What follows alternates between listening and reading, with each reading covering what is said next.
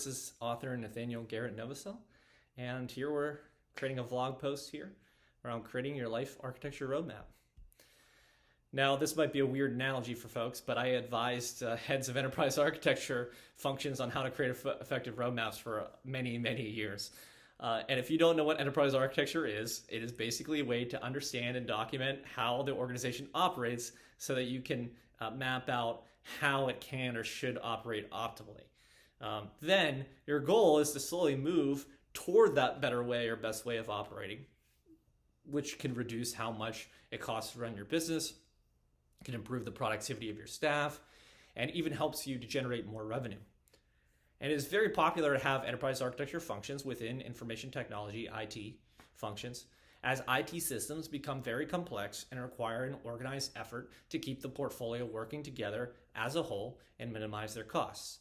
And if that sentence makes no sense to you, portfolio just means your systems, right? So if you got a bunch of apps on your phone, you got all these apps, portfolio rationalization or simplification or optimization or whatever, it just means taking those apps, to use the phone analogy, taking the apps on your phone and deleting ones you don't need anymore, keeping them clean, making it simpler and easier to find things, makes your system perform better, makes it easier for you to perform using the phone, and reduces the storage costs and other things, so you have more room for other things. That's all it means, but it's for IT functions, so it's much more complex than just your phone apps. It's applications for enterprise organizations, systems. And so while enterprise architecture is a complex, advanced field to understand, I used to joke it was the easiest to learn the basics of because it consisted of just three things: current state, future state, roadmap. So current state's where you are, future state's where you're going, and the roadmap is the journey from where you are to where you're going. And so the joke for enterprise architects, if I was teaching someone who's new to the thing, which I guess I'm doing this now if you're not familiar with enterprise architecture, though I'm not going to try to teach you the whole thing here because that's not the point why you're listening or watching. But for any kind of architecture, you just needed to document those three things. So business architecture, which is architecting the business processes and so forth. You just need to document how your business currently operates, its processes, the people who do those processes, systems you use, the data that you're running. You're documenting how it operates, how it should operate, and then how you're going to transition between the two states, right? How are you going to improve your process to, or the people who operate that process to be more effective so the process is better, so your business runs more smoothly. IT architecture. Map your current systems, identify your optimal future state portfolio of systems, and then create a roadmap to migrate your systems and data from the current to the target systems, or the current to target architecture of systems. So every type of architecture follow that exact same approach: current state, future state, roadmap. So one day I was like, well, why isn't there such a thing as a life architecture framework, right? It seems like an easy thing to do to build out, just like business architecture does for business processes or IT architecture does for systems. It would work in the exact same way. You'd have a current state life architecture, which is a current description of your life as it is now in the areas that you want to improve. So that could be your finances, your love life, your social life, your career, your home, your education or skills. It could be any of those things and more. Then you'd have your future state life architecture, which is a description of your desired state in those areas. How much money you want to have, what type of love life you want to have, skills you want to attain. So kind of, clear blue sky, perfect world, whatever you want to call it. You would just kind of document what you want to have. Or you could do where do you see yourself in 5 years? That's perfectly fine. Any of those approaches work, but you're just defining what you want to have. So if you're currently single, you want to be married with kids, then your current state would be I'm single, and your future state would be, spouse and kids, and you would figure out the life architecture roadmap, the third piece, right? A list of activities over time that will help you make progress from your current state to your future state. So get a new job, join a social club, get a certification. Those are all things that, of course, would lead to the goals that I mentioned a second ago. So let's take the spouse example and kids example. You might need to go on a dating app, or go on those speed dating services, or maybe you just need to join church events, or it could be social clubs or anything like that, where you meet people and then hopefully you meet someone who's also single, who's, you're attracted to, and they're attracted to you, hopefully, and that you may want to date and go out sometime, and then eventually, hopefully, that can lead to whatever it is your desired future state is. In this example, is the spouse and kids. So the idea is to identify clearly where you are, clearly where you want to be, and then clearly how to get from where you are to where you want to be. That's enterprise architecture. That's basically what they do. And for your life, that's exactly what you could do. Now, I just want to make a side note here with your current state architecture, or current state life architecture. Don't be too hard on yourself, right? Like, don't write like, I'm single and alone and nobody likes me and blah, blah, blah. Like, don't mischaracterize your own life, right? So if you're single, you're single. That's or if you don't have as much money as you like, it doesn't mean you're a loser. Save the negative attributions for another day, but not in this thing. Anyway, so with understanding of these three things, you can begin to understand the progress you need to make to reach your goals and then take the first steps. So yes, enterprise architecture, or any form of architecture, such as building architecture, like for structures, it's a very complex field with processes and techniques that take years to master. So it's just an analogy. I'm not suggesting that if you do current state, future state roadmap, that you can go and be an architect tomorrow.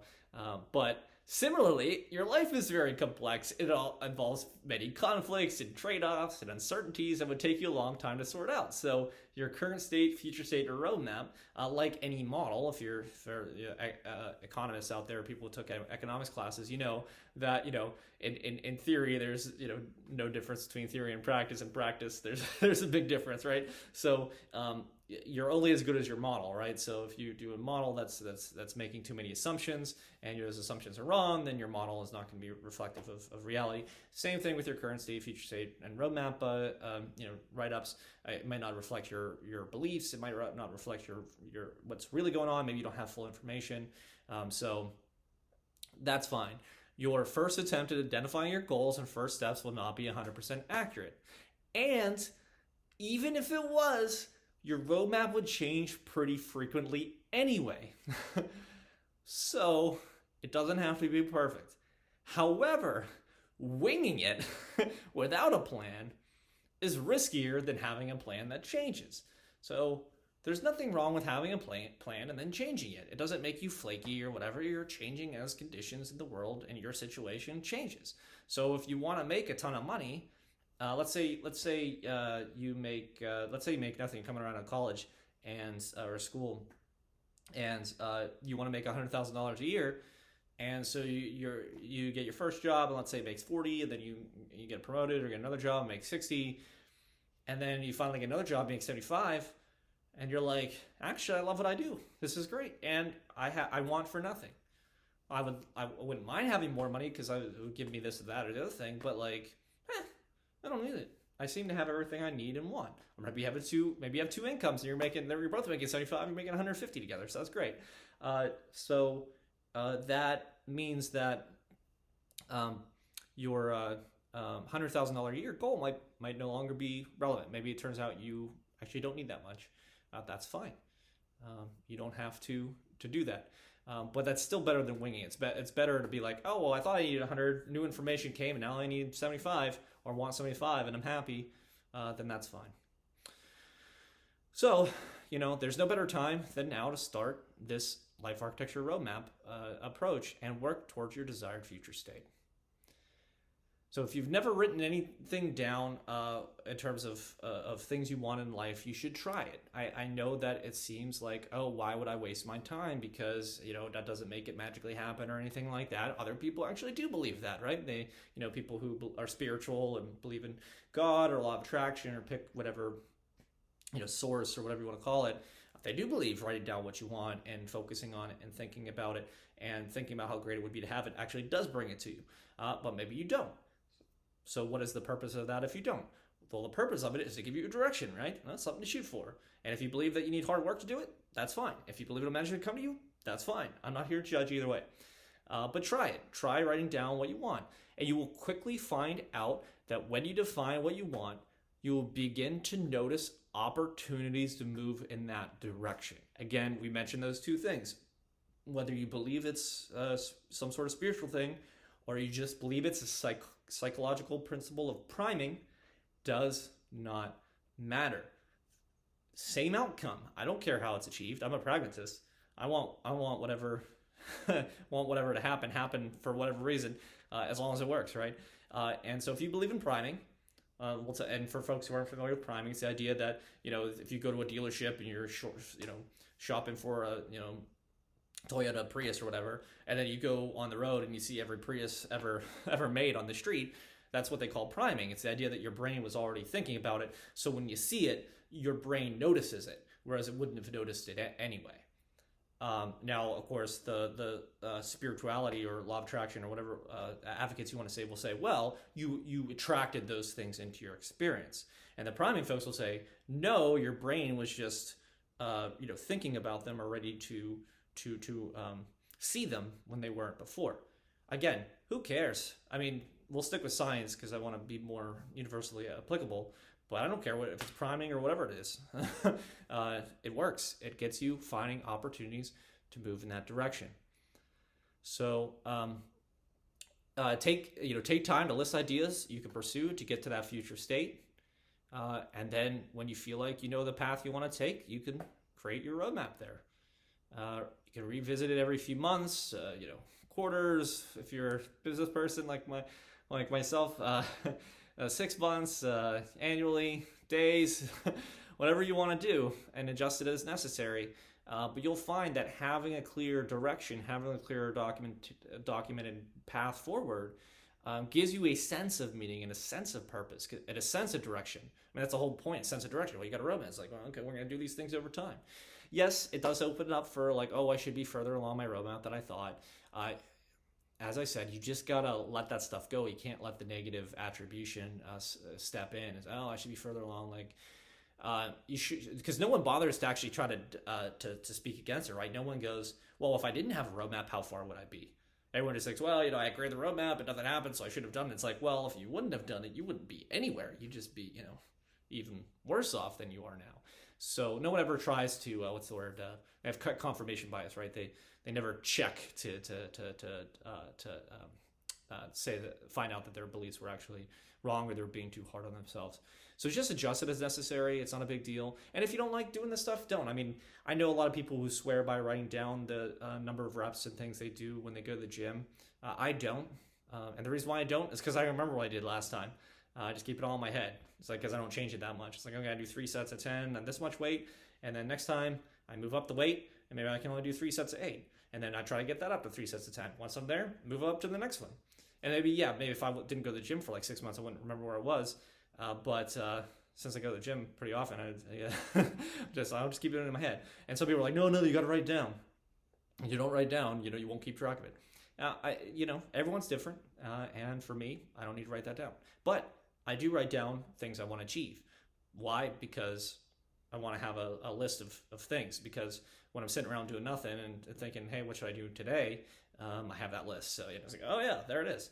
That's a little hard to remember, just like stuff you feel like doing, like ideas for a blog or whatever, Write those down because you're going to forget. It might go, oh, I'll never forget, but you will. So that's the kind of stuff you want to document and put into your practice for your life so that you can, be more deliberate about things, have more meaning and purpose. So in summary here, or in conclusion here, all great successes started somewhere. They had a goal, and they made progress through effort. So creating a plan using those three things, current state, future state, roadmap, they make those successes more likely to happen and can accelerate your progress toward those goals. So create your life architecture roadmap and see where it takes you. You can always change it, but you'll never put together your best effort without a good, if not complete, understanding of where you want to go and what you can do to get there. Thanks so much.